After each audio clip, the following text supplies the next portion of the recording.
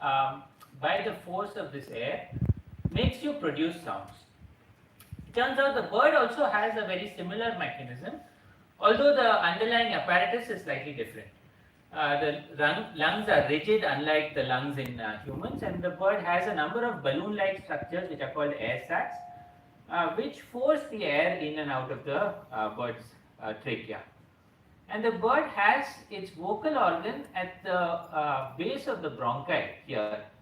It has in fact two vocal organs, the syrinx, and there are two sets of muscles here, the vocal folds, which when they're pulled into the trachea, they vibrate every time there's a a forceful expiration, and sound is produced by this vibration.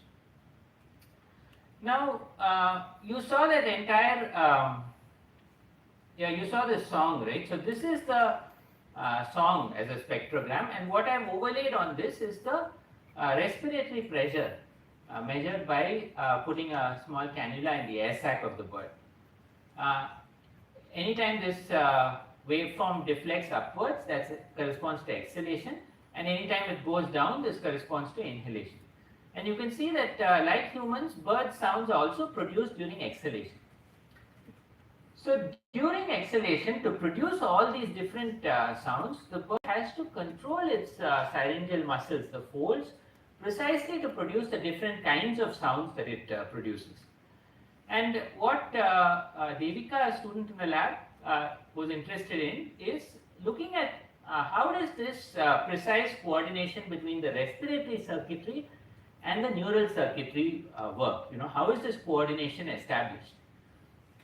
So when she started off, that's her long-term goal.